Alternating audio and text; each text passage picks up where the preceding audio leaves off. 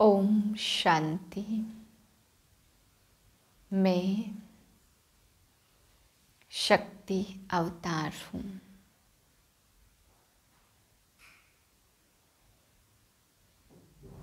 शिव की शक्ति हूँ।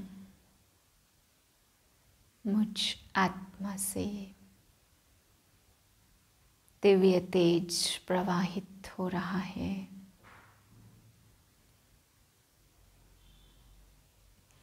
4/3/2023 के महावाक्य हैं। मीठे बच्चे, तुम रूहानी यात्रा पर हो। तुम्हें देह का भान और पुरानी दुनिया को भूल वापस घर चलना है। एक बाप की याद में रहना है। प्रश्न है, साक्षी हो कौन सी बात हर एक को अपने आप से पूछनी है?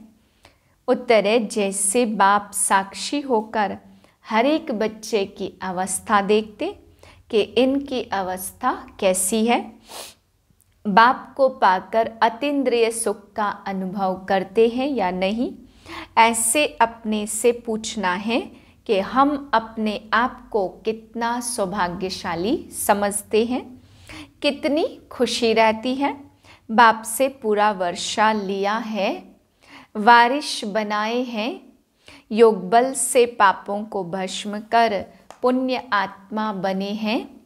गीत है, रात के राही थक मत जाना, सुबह की मंजिल दूर नहीं। ओम शांति। यह बच्चों को समझाया हुआ है। जैसे आत्मा शांत स्वरूप है, वैसे परमपिता परमात्मा भी शांत स्वरूप है। ओम का अर्थ भी समझाया कि ओम अर्थात अहम आत्मा, मम माया। सन्यासी लोग कहते अहम ब्रह्मस्मि, वह ब्रह्म को ईश्वर समझते, रचना को माया कह देते हैं। अहम ब्रह्मस्मि का यह अर्थ करते हैं, परंतु है सब रोंग। मनुष्य जो कुछ करते वह सब मनुष्यों की सुनी सुनाई पर, जिसने जो कुछ समझाया, जो रस्म चली आई उस पर चल पड़ते हैं, उनका नाम हो जाता। यह भी ड्रामा में नूंद है। अब बाप कहते हे राही, कहाँ के राही? परम धाम के राही। यह हो गई रूहानी यात्रा रूहों के लिए। आत्माओं को वापस जाने के लिए यात्रा है। गाइड तो जरूर चाहिए। विलायत से आते हैं तो उनको भी गाइड मिलता है। मुख्य सब स्थान दिखाने के लिए परमपिता परमात्मा को भी गाइड कहा जाता, पंडों को भी गाइड कहा जाता। तो बाप कहते, बच्चे अब मैं आया हूँ तुम बच्चों को वापस ले जाने। कितनी फर्स्ट क्लास यात्रा है, जिसके लिए भक्त लोग आधा कल्प से भक्ति करते आए हैं। कहते हैं आओ हमको अपने परम धाम में ले चलो। वह जिस्मानी यात्राएं हैं अनेक प्रकार की। कितने जिस्मानी पंडे हैं, रूहानी पंडा एक ही है। उन्होंने फिर पांडव सेना, शक्ति सेना दिखाई है। लड़ाई की तो कोई बात ही नहीं है। बाप बैठ समझाते, हे मेरे मीठे बच्चे, पहले तो यह निश्चय होना चाहिए कि बरोबर वह बाप है। तुम्हारा बुद्धि योग बाप के पास जाना चाहिए। बाबा आया हमको वापस ले जाने के लिए। यहाँ यह है दुख धाम, पतित दुनिया, नरक, हेल नाम तो है ना। गाते भी हैं लेफ्ट फॉर हेविनली अबोर्ड। जरूर कोई नई चीज है, मनुष्य जानते नहीं, सिर्फ कह देते हैं। रस्म रिवाज जो चली आई सो कह देते, फलाना जोत जोत समाया, अर्थात आत्मा परमात्मा बन गई। यह नहीं जानते कि ड्रामा है। आत्मा इमॉर्टल है। उस अविनाशी आत्मा में 84 जन्मों का पार्ट भरा हुआ है। परम आत्मा में भी पार्ट है। इसको कहा जाता ड्रामा की कुदरत।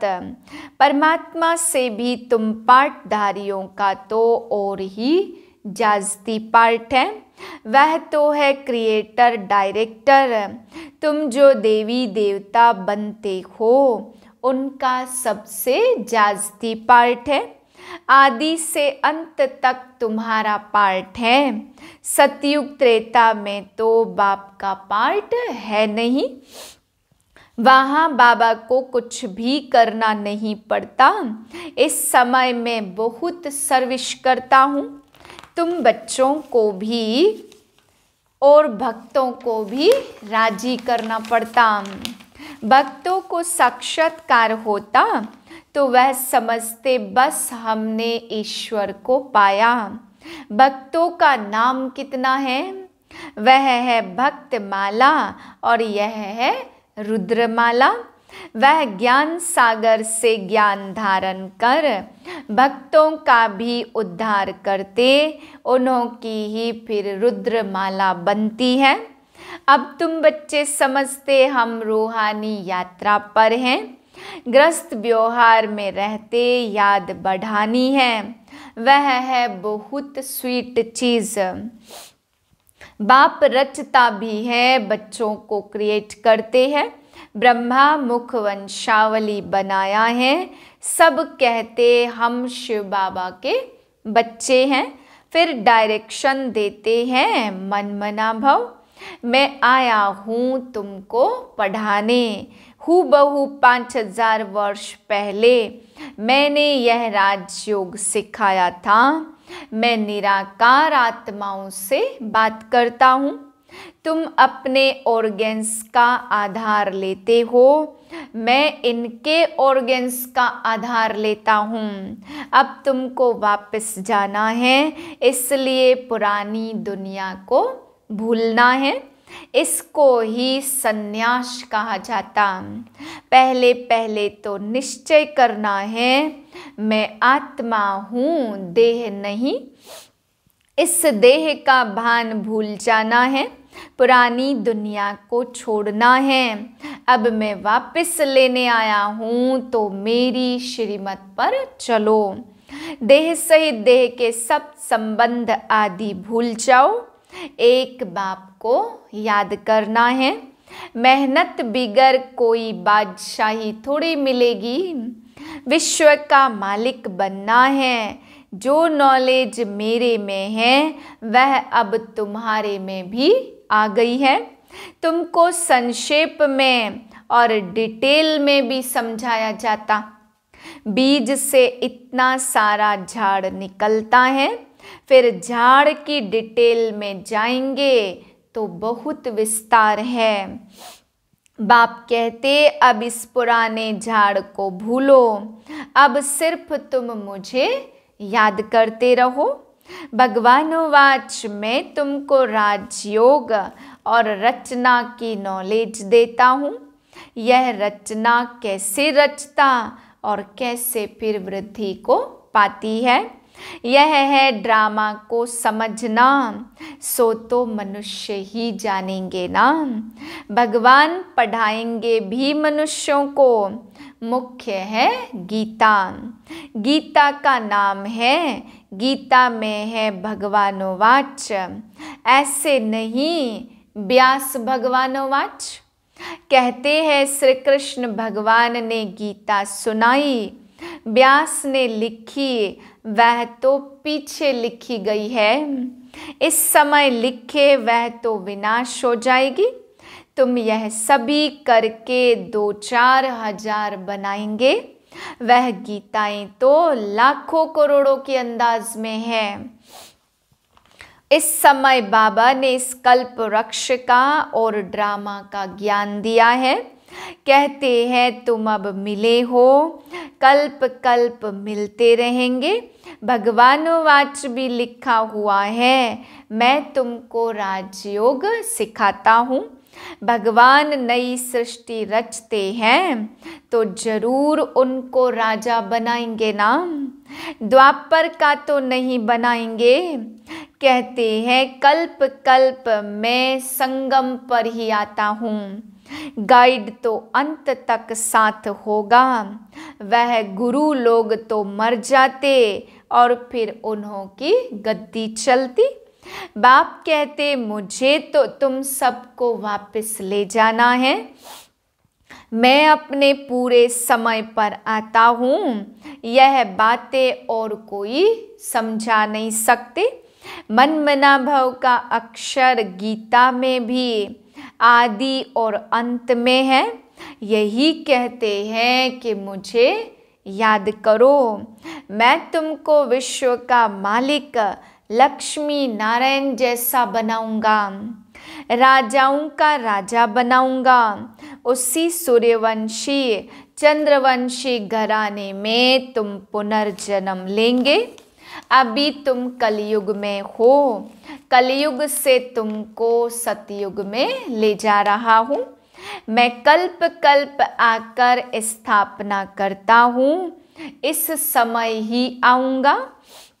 हम भी ड्रामा के वश हैं, साक्षी होकर हर एक की अवस्था को देखते कि इनकी अवस्था कैसी है।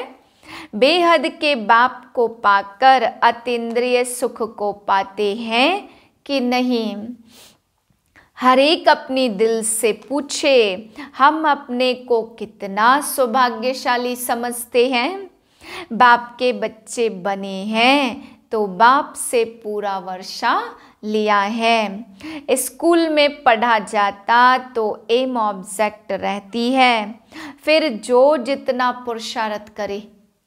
भगवान वाच, मैं तुमको पतित मनुष्य से पावन बनाता हूँ। तुम जानते हो कैसे बाप आकर हमको पढ़ाते हैं। यह ड्रामा का राज और कोई समझ न सके। यह चित्र आदि भी बाप ने बनवाए हैं। बाबा थोड़े आर्टिस्ट था। यह चीज और कोई बनवा नहीं सकता। यह मैप्स है, यह झाड़ है, बीज है ऊपर में। कल्प वृक्ष के नीचे जगदम्बा बैठी, जो सभी के सुख की कामना पूरी करती है। सतयुग में दुख का कोई नाम नहीं होगा। यथा राजा रानी तथा प्रजा सभी की लक्ष्मी नारायण जैसी ड्रेस रहती। पीताम्बर यह है सतयुगी सूर्यवंशी की ड्रेस। त्रेता में राम राज्य में फिर दूसरी ड्रेस चलती। रस्म रिवाज अलग होती है। श्री कृष्ण को हमेशा पीताम्बरधारी कहते हैं। तो अब यह निश्चय करना है कि बाप हमको स्वर्ग का वर्षा देते। यह मृत्यु लोक खत्म होना है। जब तुम निरंतर बाप को याद करेंगे तब संपूर्ण निर्विकारी बनेंगे। उसी योग बल से पाप कटते जाएंगे, पुण्य आत्मा बन जाएंगे। तुम बाप के पास सरेंडर होते हो, पुण्य करते हो, फिर याद से आत्मा पवित्र बनती जाती। कोई को भी समझाना बहुत सहज है। भगवान वाच, कब सुना है? स्वर्ग की स्थापना करने वाला वही फादर है। बाप और वर्षे को याद करना है। महाराजा बनने चाहते हो तो बताओ तुमको कि तुमने कितनी प्रजा बनाई। ऐसे बहुत लिखते हैं, फलाने ने हमको दृष्टि दी और तीर लग गया। प्रजा बनाने और वारिश बनाने की मेहनत करनी पड़े। प्रजा तो बहुत सहज बन जाती, फिर गद्दी पर कौन बैठेंगे? वह भी मेहनत कर बनाना है। माया जीत जगत जीत बनना है। माया से हारे हार, बाप से शक्ति लेनी है। यह मेहनत तुम बच्चों को करनी है। कोई भी बात में मूझते हो तो पूछते रहो। बाप पढ़ाते तो इसमें कोई संशय नहीं आना चाहिए। अनेक प्रकार के संकल्पों के तूफान तो आएंगे ना। बुद्धि योग तोड़ने की कोशिश करेंगे, तूफान लगेंगे, माया खूब हैरान करेगी। फिर कहेंगे यह तो माथा ही खराब हो पड़ा, जो बीमारी कभी नहीं हुई सो अब होती रहेगी। बहुत विघ्न आएंगे, इसमें कमज़ोर नहीं बनना। अच्छा मीठे मीठे मम्मा, मीठी मीठी मम्मा का सिक्के लदे बच्चों प्रति याद प्यार और गुड मॉर्निंग। रूहानी बाप की रूहानी बच्चों को नमस्ते। हम रूहानी बच्चों की रूहानी बाप को नमस्ते। धारणा के लिए पहली पॉइंट, बाप ने जो फर्स्ट क्लास यात्रा सिखलाई है उस रूहानी यात्रा पर रहना है। श्रीमत पर देह सहित सब कुछ भूलना है।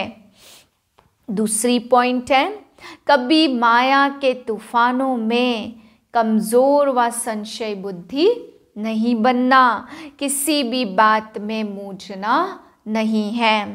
वरदान है सदा भरपूरता की अनुभूति द्वारा टेढ़े रास्ते को सीधा बनाने वाले शक्ति अवतार भव। सदा शक्ति के गुणों के ज्ञान के खुशी के खजाने से भरपूर रहो तो भरपूरता के नशे से टेढ़ा रास्ता भी सीधा हो जाएगा। अगर खाली होंगे तो खड्डा बन जाएगा और खड्डे में गिरने से मौत आएगी। जो कमज़ोर और खाली होते हैं उन्हें संकल्पों की मौत आती है। शक्ति अवतार अर्थात टेढ़े को सीधा करने का कॉन्ट्रैक्ट लेने वाले, ऐसा कॉन्ट्रैक्ट लेने वाले कभी यह नहीं कह सकते कि रास्ता टेढ़ा है। अगर कोई गिरते हैं तो अटेंशन की कमी है या बुद्धि भरपूर नहीं है। स्लोगन है, रुहाब को धारण करने वाले ही रूहानी गुलाब हैं। ओम शांति।